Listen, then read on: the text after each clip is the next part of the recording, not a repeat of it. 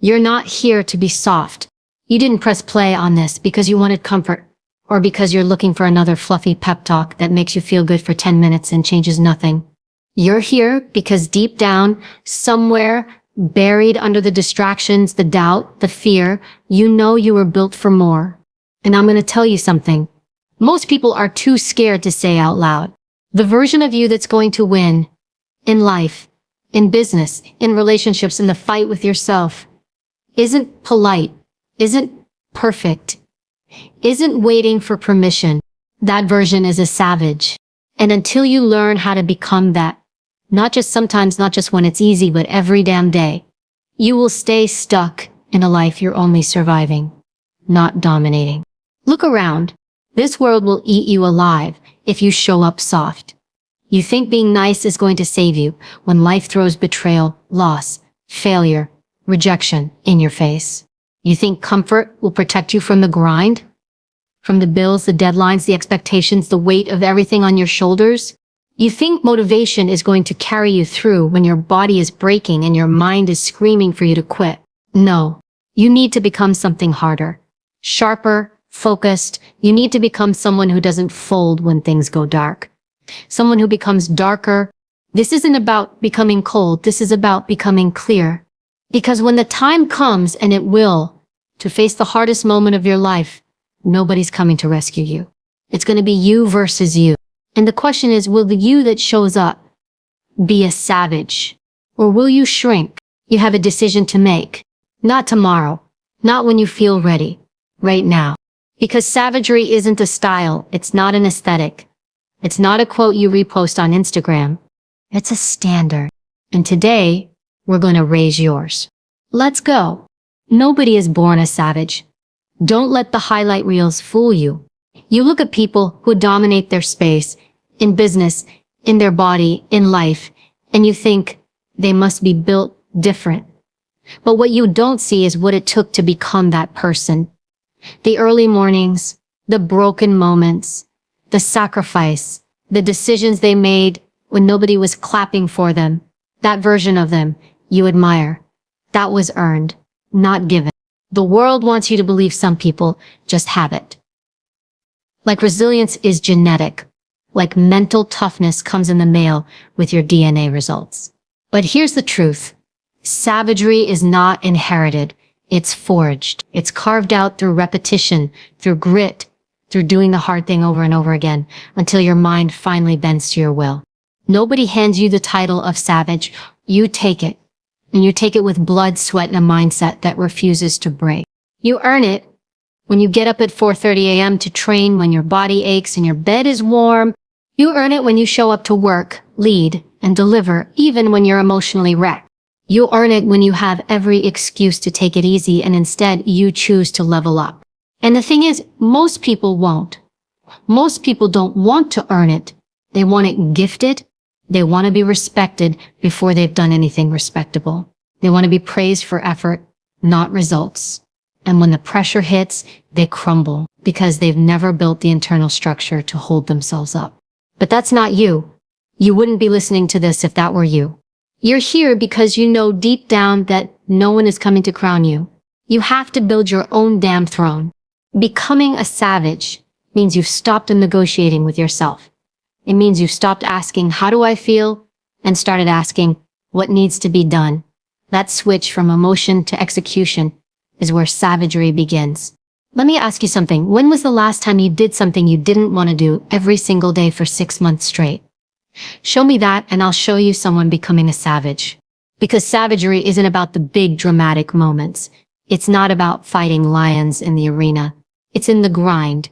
It's brushing your teeth with discipline. It's hitting the gym when you're sleep deprived.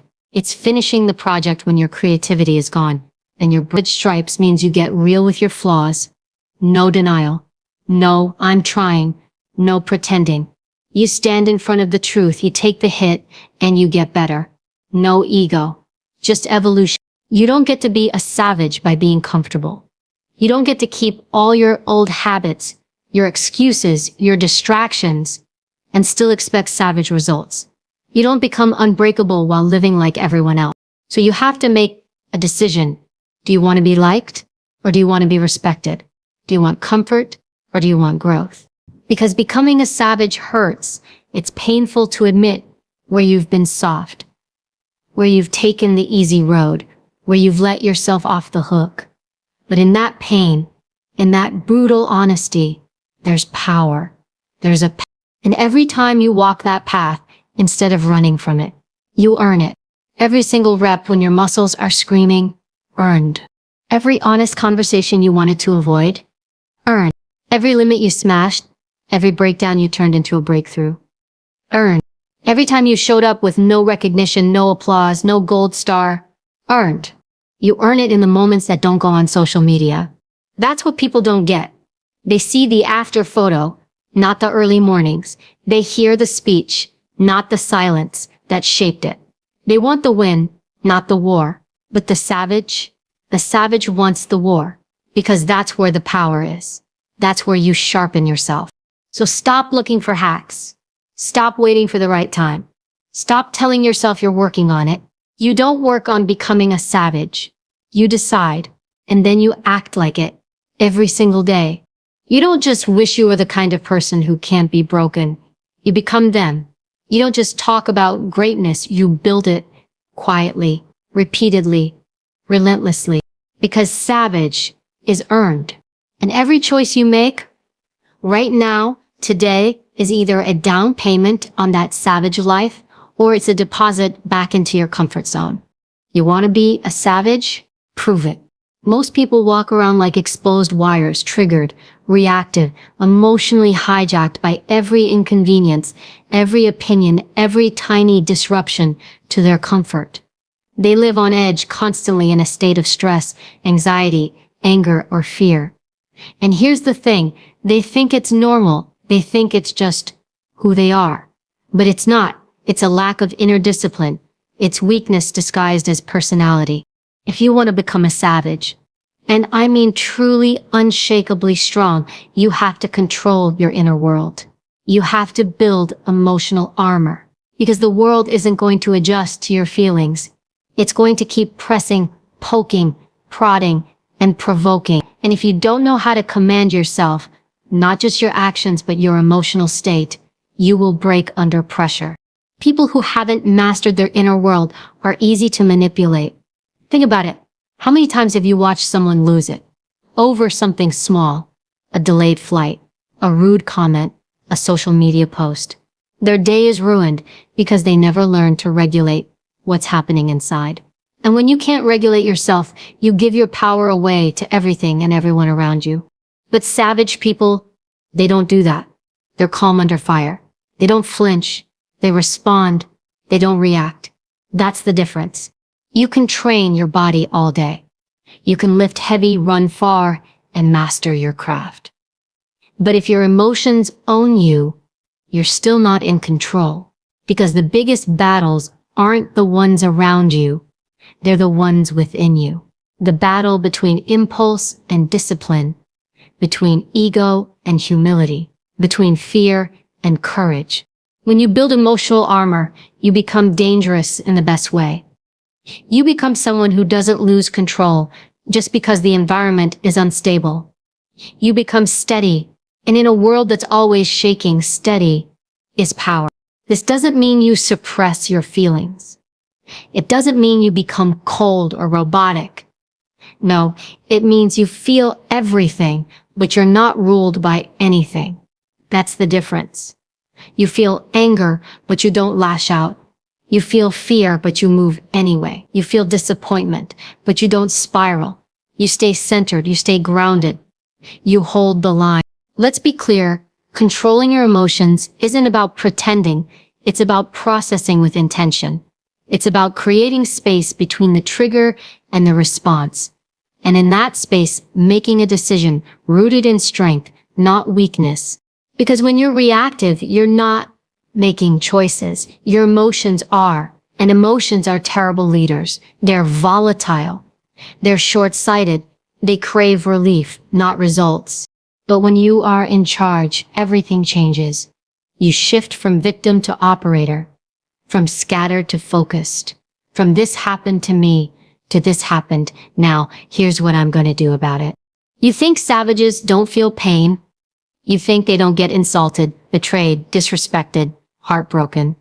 Of course they do. But they don't let those moments define them. They don't become the hurt.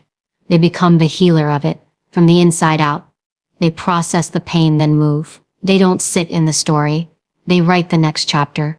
And let's be honest, some of you are still being ruled by emotions that were triggered 10 years ago.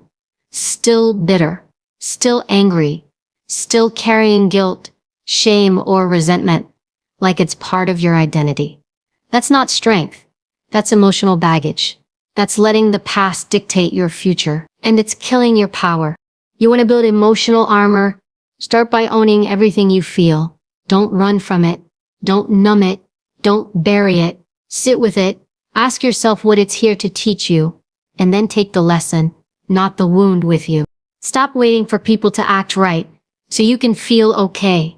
Stop needing situations to be fair for you to stay calm. Stop outsourcing your peace. That's what savage people know. Peace is self-generated. It's not circumstantial. It's not dependent. It's a choice. And that choice, you make it every day, sometimes every hour. And the moment you stop reacting to everything, when you stop giving away your peace every time something doesn't go your way, you start becoming untouchable. Imagine that for a second. Imagine walking into chaos and staying calm. Imagine someone insults you and you don't flinch. Imagine hearing bad news, and instead of spiraling, you analyze, decide, and move. That's what it means to have emotional armor. But here's the part no one tells you. Emotional mastery isn't built in easy times. You don't develop this when life is perfect. You build it in the storm, in the arguments, in the setback, in the nights where everything feels heavy and the only voice you have left is the one that says, keep going. That voice, that calm, unwavering inner voice, is your armor. That's your edge. That's your control center. And if you don't have that, nothing you build on the outside will last. So start today. Start by noticing when you get triggered. Start by pausing before you respond. Start by asking, am I choosing this emotion or is it choosing me? Then start rewiring. Choose the emotion that aligns with the outcome you want. Choose composure. Choose patience. Choose discipline. Especially when you don't feel like it. Because when your emotions no longer control your actions, you become dangerous. You walk into rooms with presence. You handle problems without panic. You earn respect not because you're loud, but because you're calm. You're not rattled. You're not rushed. You're not reactive. You're built different. You're armored from the inside out. You've become a savage. Fear has been lying to you. It shows up with urgency, anxiety, that knot in your stomach, and whisper in your mind, telling you to stop, back off, retreat. It convinces you that it's trying to protect you, that avoiding discomfort is safety, that silence is smart, that staying small is survival. But here's the truth. Fear isn't a wall. It's a compass.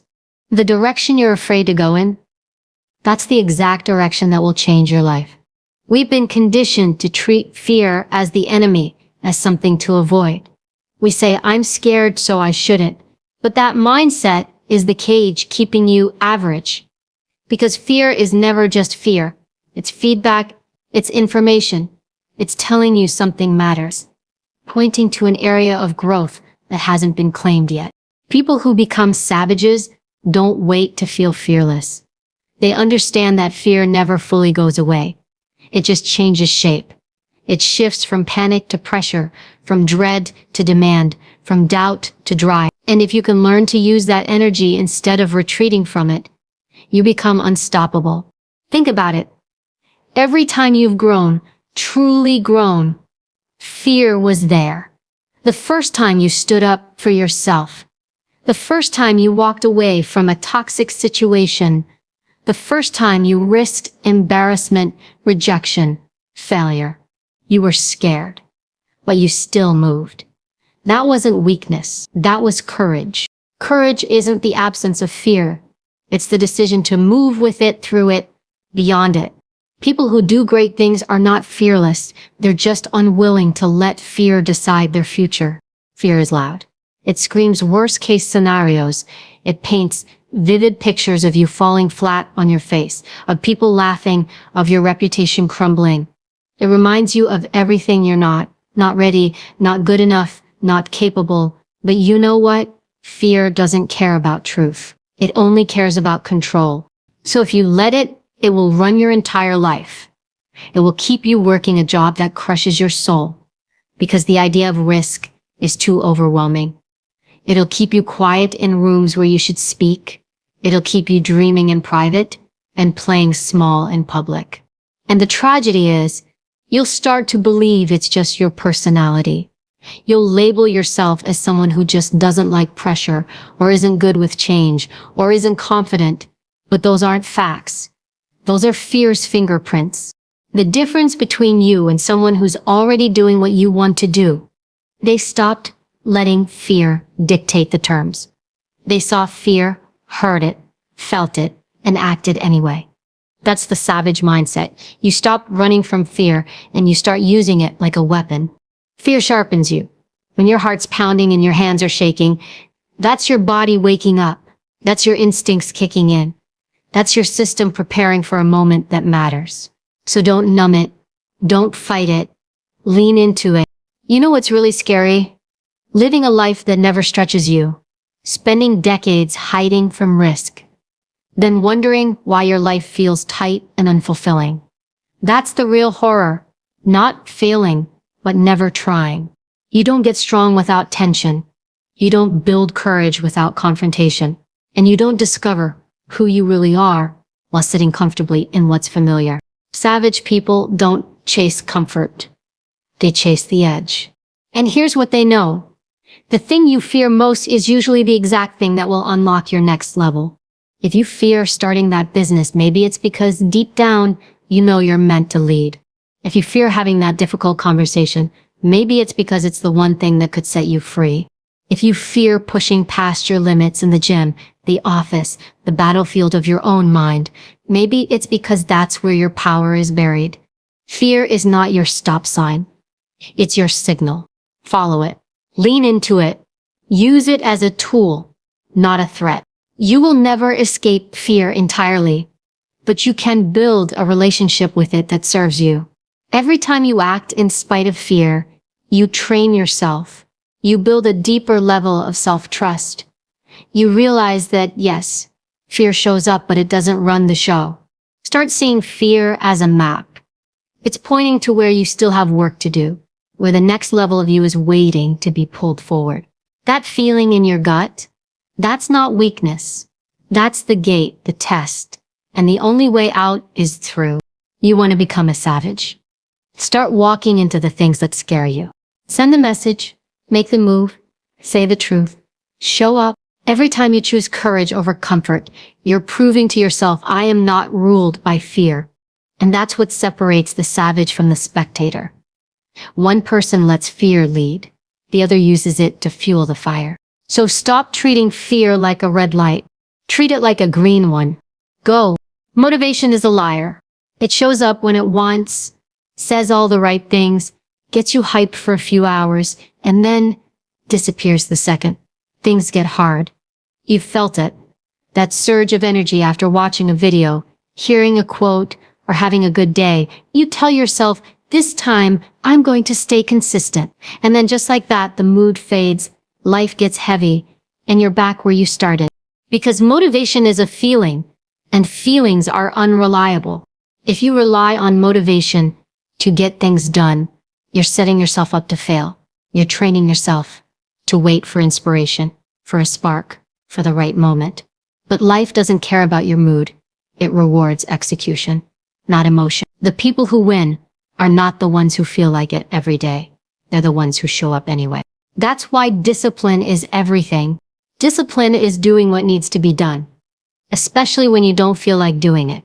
It's not glamorous. It's not exciting. It's repetitive, unsexy, and often thankless. But it's the foundation of greatness. Discipline is what builds savage people, not hype, not moods, not energy, consistency. Every time you choose discipline over motivation, you build self-respect.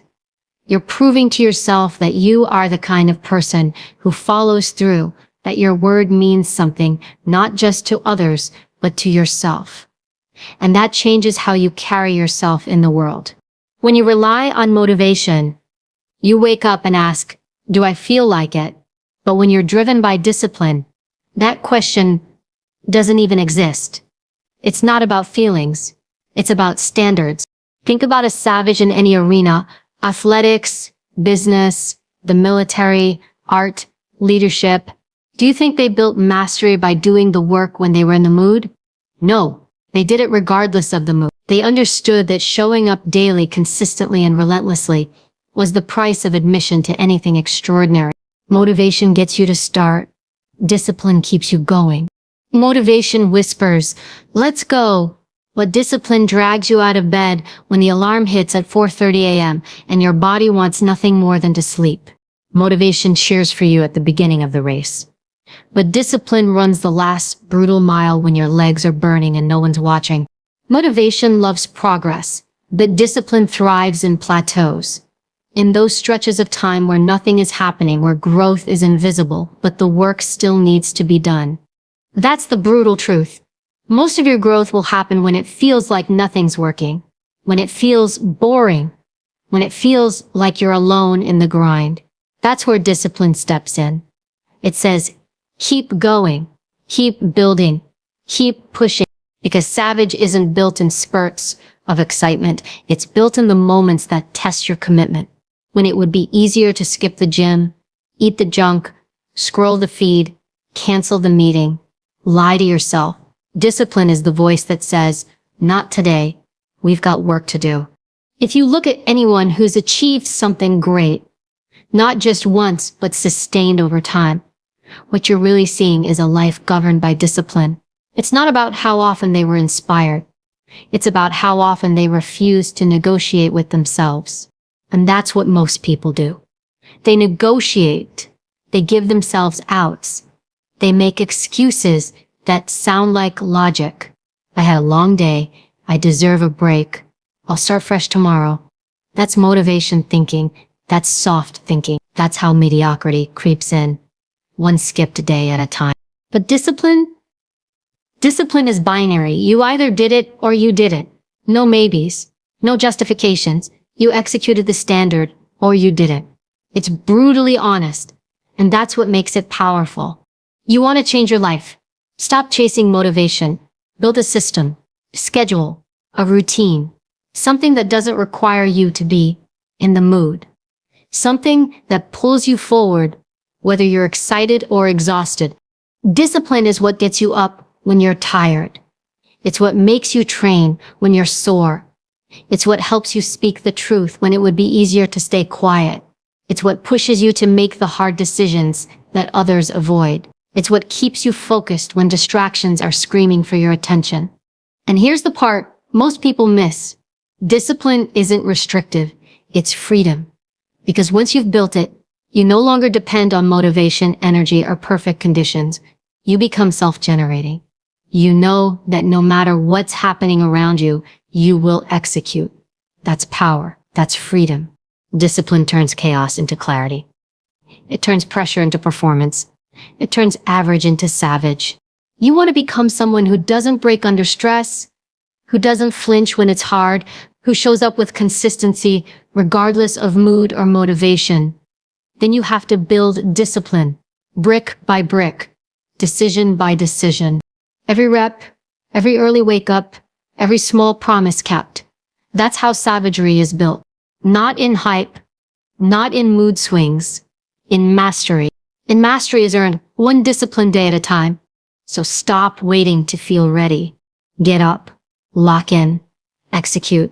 Because motivation might get you started, but discipline is what makes you dangerous. The savage does not lie to themselves. They do not sugarcoat. They do not soften the truth to make it easier to swallow. They look in the mirror and face exactly what they see.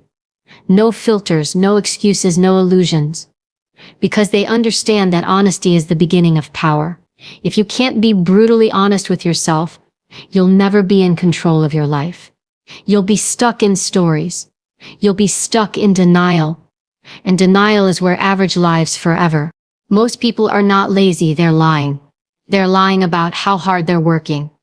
Lying about how disciplined they are.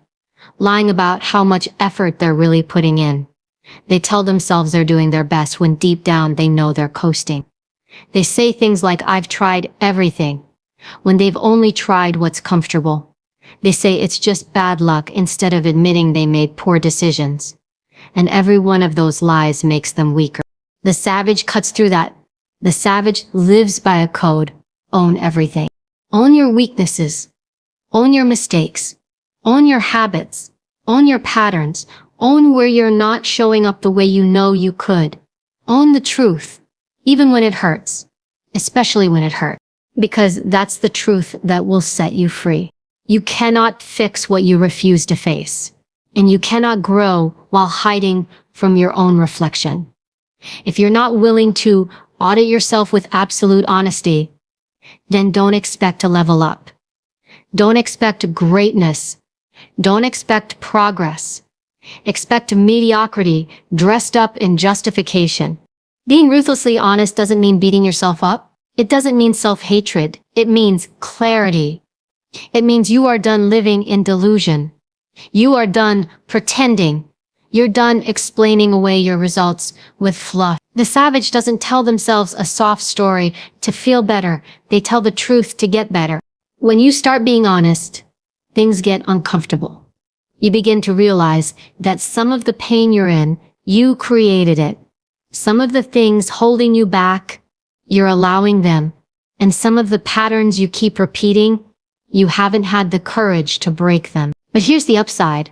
When you realize you caused it, you also realize you can change it. Radical ownership is terrifying, but it's also the most liberating thing you'll ever experience. You can look around and blame other people. You can blame your childhood, your job, your boss, the economy, but none of that changes your situation. You stay stuck because you're outsourcing responsibility. And the savage knows the moment you give away responsibility, you give away power. You want to take your power back? Start telling the truth. The truth about what time you wake up. The truth about your effort. The truth about your focus. The truth about what you're avoiding. The truth about your comfort zone. The truth about what you say you want and what your actions actually reflect. You want to be a savage? Get brutally honest about your standards. Because your life right now, the way you look, feel, perform, live is a direct result of what you've accepted. And if you're not happy with where you are, it means your standards aren't high enough. No one wants to admit that, but the savage does. The savage says, "This is on me, and that means I have the power to change it." That kind of truth is rare, and that's why real savages stand out. Because most people are pretending to be disciplined, pretending to be confident, pretending to be committed, pretending to want success while making zero sacrifices. The savage doesn't have time for that. They're too busy building, too busy doing the work, too busy leveling up for real. Here's the secret. The more honest you are, the faster you grow. When you stop lying to yourself, your decisions get clearer, your goals get sharper, your standards go up, and your actions align with who you say you want to become. You don't need more motivation. You need more truth. You need to ask yourself, am I really working as hard as I say I am? Am I making decisions that serve my future or just my comfort? Am I living with purpose or drifting with distraction? Am I operating like the person I claim I want to be? That level of self-inquiry takes guts, but it's how you build a life that means something. The savage doesn't just chase results, they chase alignment. They make sure their actions match their words. Their discipline matches their ambition. Their habits match their goals.